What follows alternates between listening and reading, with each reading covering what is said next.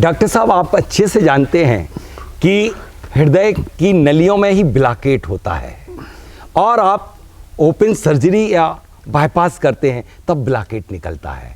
तो ज़मीन के अंदर की में ही ब्लॉकेट है या फिर क्लीननेस है। जब तक हम उसे नहीं निकालेंगे तब तक क्या आप हार्ट की सर्जरी कर पाते हैं? बस यही सर्जरी भूमि की करना है, क्योंकि दोनों का कंपोजिशन सेम है। सर ने बहुत अच्छे से बताया। तो इसी श्रृंखला के अंदर आगे चलते हुए मैं ये पूछ रहा हूँ कि वास्तु हमारी लाइफ को कैसे अफेक्ट करता है, जनमानस क्या समझे।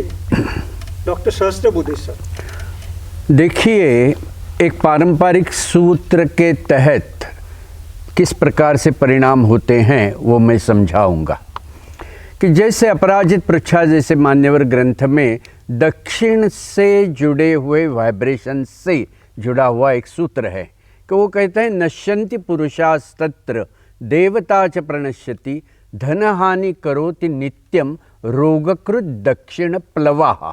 यहाँ पर मैं कहूँगा कि प्लव शब्द का मल्टी डायमेंशनल मीनिंग है। प्लव का बुकिश मीनिंग जो है वो ग्राउंड स्लोप से जुड़ा हुआ है, और दूसरा अमरकोश में जो मीनिंग दिया है वो तरंग दिया है, वाइब्रेशंस दिया है। इसीलिए हम कहते हैं vibrations, wave, sound and light are the four dimensions on the basis of which the entire prasad of the Vastu Shastra is aligned. तो जैसे जैन साहब ने कहा था कि भूमि का शास्त्र है, वास्तु का मतलब ही भूमि है और भवन का मतलब जो है तो उससे जुड़ा हुआ एक शास्त्र है। तो जहाँ वास्तु यानी ज़मीन ठीक नहीं है, वहाँ आप किसी भी प्रकार का उत्तम और अच्छी रचना का भवन बनाओ, आपको रिजल्ट नहीं आएगा।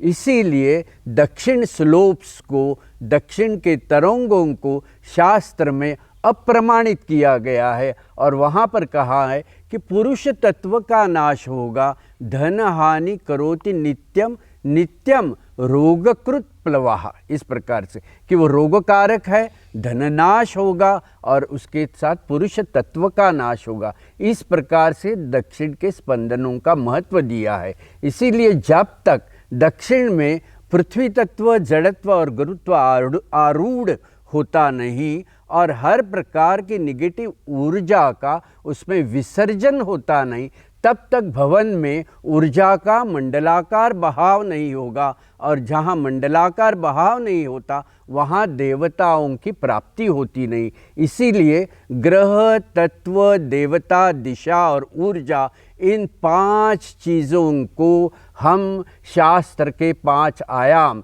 या 5 स्तंभ मानते हैं। ये पंचम स्तंभी शास्त्र है, वो वास्तुशास्त्र है। इस प्रकार से आप इस शास्त्र की तरफ देखोगे तो यहाँ जो कोई डिंग डोंग करते हैं वो ग्रह की ऊर्जा कैसे मापेंगे? इम्पॉसिबल है। नक्षत्र की ऊर्जा कैसे मापेंगे? इम्पॉसिबल है। ये जो है ये सुपरस्टिशन है नहीं, ये सुप्रा साइंस बोलते हैं योगी अरविंद जिसको। ये सुप्रा साइंस से जुड़ा हुआ पारंपरिक वेदों का 18 महर्षियों ने निर्माण किया हुआ शास्त्र है। इसीलिए योग वशिष्ठ का एक मैं बहुत सुंदर सूत्र आपको बताता हूँ कि सत्ता सामान्यम अखिलम वास्तु तत्वम इहोच्यते। इस प्रकार से वास्तु तत्व की व्याख्या वशिष्ठ ने की है कि सत्ता है, उसमें ईश्वरीय सत्ता का, ऑर्डर का, नेचुरल ऑर्डर का दर्शन होना चाहिए। सामान्यम मतलब तुम्हारी ट्रीटमेंट्स ऐसी होनी चाहिए कि जो आर्किटेक्चर से मर्ज हो गई है, ऊपर से कोई प्लास्टिक का टोपला लगा दिया और वहाँ का कॉलम हट गया, ये जो आज का वास्तु है वो सब भंपक गिरी है। टोपला वो प्लास्टिक का रहता है ना, ऐसा वो पिरामिड नाम उसको दिया है ना, वो और ऐसी मजा है, अपने सामने बताते हैं यहाँ कॉलम नहीं होना चाहिए। हाँ, कॉलम नहीं होना चाहिए बोलते हैं। प्लास्टिक तो कुचालक है, उसमें से एनर्जी कैसे? अरे वो धारावी में बनाए हुए छोटे छोटे दानों से बनता है। हाँ, हाँ, तो वो तो बैड कंडक्टर है, लेकिन आज के युग के लोग उसमें से करंट का फ्लो करने लगे। अरे वो बैड करंट तो नहीं है। उसी के साथ आपको बताते हैं पूरी बंबई की जो थ्रो अवे चीजें हैं, उनसे बनाए हुए दानों के ये टोपले बनाते हैं, वेस्टेज और तो जितना होता उसका है उससे पूरा बना। शल्य भूमि हाँ, में उसको तो प्रतिष्ठित सल्ली करते मानेंगे। हैं। हाँ, खराब बेकार वेस्टेज चीज को- शल्य है वो। हाँ, बिल्कुल कायदे से एक शल्य है। तो वास्तु आप जो कह रहे थे जी, जी। कि भूमि का नाश हो जाएगा, बिल्कुल वो हो जाएगा। भूमि का नाश करते नाश हैं। ये भूमि 70% रोल को ही खत्म कर रहा है। यहाँ शल्य तक के कि- बारे में बहुत अच्छा सूत्र साहब बोल सकते हैं अभी। जी जी जी हाँ। जी। तो बहुत बहुत धन्यवाद सर। और अब इसी श्रृंखला को मैं आगे लेके जा रहा हूँ डॉक्टर भारद्वाज। डॉक्टर आनंद भारद्वाज सर का नाम छुपा नहीं है। उनके यूट्यूब के ऊपर कम से कम 10 लाख फॉलोअर हैं, जो कि उनके करीब पिछले कई सालों से करीब 500 के आसपास वीडियोस हैं, जो वास्तु के फील्ड के ऊपर 2000 हो ऑलमोस्ट गए। एवरी डे 2000 क्रॉस कर गई है। 2000 वीडियोस हैं, जो ऑलमोस्ट एवरी डे सर एक वीडियो की शूटिंग करते हैं और वास्तु के नए नए टिप्स और ट्रिक्स और नई नई बातें बताते रहते हैं। मैं सर से पूछना चाहता हूँ प्रैक्टिकली कि, और सर पूरे भारत के अंदर, पूरे विश्व के अंदर सफ़र करते हैं और उनके क्लाइंट्स पूरे विश्व में फैले हुए हैं। मैं ये पूछना चाहता हूँ सर कि वास्तु एक आम जनमानस को किस तरह से अफेक्ट करता है? बहुत ज़बरदस्त करता सर। क्या होता है कि कहते हैं कि हैं जैसा देश वैसा भेष, या जैसे हम खाएंगे अन्न वैसा बनेगा मन, ऐसी बहुत सारी कहावतें होती हैं। होता क्या है कि वास्तु जो है ना, ये साइंस है एनवायरनमेंट की।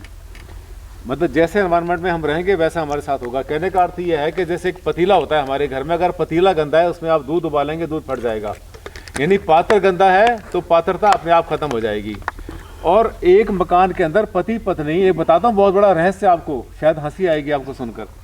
पति पत्नी एक मकान में इकट्ठे रहते हैं, मैरिज हुई उनकी 18, 19, 20, 22 साल में, ठीक है जी। और उसके बाद रहना शुरू किया, और कमाल की बात ये होती है कि लगभग 40 या 45 साल के बाद हस्बैंड वाइफ की बहुत सारे केसेस में शक्ल मिलनी शुरू हो जाती है सर। लगता है दोनों भाई बहन है। वाह, क्या है एनवायरनमेंट का असर है ये उस बहुत जगह पर, क्योंकि सुंदर। वहाँ की हवा, पानी, धूप, मिट्टी, ये वो पंच तत्व को उसी क्वांटिटी में दोनों ही रिसीव कर रहे हैं, इसलिए कोई अंतर नहीं है। इसलिए बहुत बार आप देखिए यहाँ तक कि 70 साल पहुँचते पहुँचते तो लगता है कि सगे भाई बहन है। क्या मतलब भाई बहन बात होते नहीं है, बहुत सुंदर। Thank you. सर ने बहुत गहरी बात कह दी है। एक शिव सूत्र मैं बताता हूँ इसी का। इसी बात पे मेरे को ये बात, सर की बात सुन के मुझे डॉक्टर राजेंद्र जैन सर के घर का वास्तु देखने का मन हो रहा है, क्योंकि इतना पावरफुल कपल मैडम और सर दोनों मैंने देखा।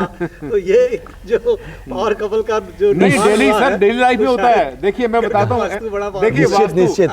देखिए हमारे वास्तु में क्या होता है कि हम कहते हैं कि तुमने तो लंबी कहानी बता दी सर। डेली लाइफ में भी होता है।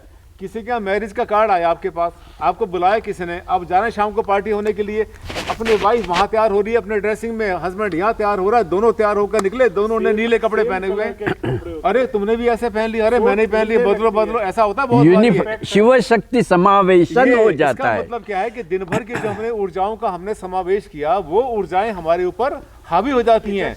इसका मतलब ये, जब छोटी छोटी चीजें खा जाती हैं आदमी को, इफेक्ट कर जाती हैं और उसके मन को बदल देती हैं। एक लंबे समय जब एक किसी एनवायरनमेंट में, किसी मकान में, बिल्टअप एरिया में जब आदमी रहेगा तो उसका सब कुछ बदल जाएगा। खाना पीना, सोना, उठना, आप बैठना, जो सब कह रहे हैं बदल जाएगा। उसी से पारंपरिक शिव सूत्र है जो 10,000 साल पहले लिखा हुआ, मैं जिक्र करना चाहूंगा। हाँ जी, हाँ जी। चितिरेव चेतन पदातवरूढ़ा चैत्य संकोचिनी चित्तम।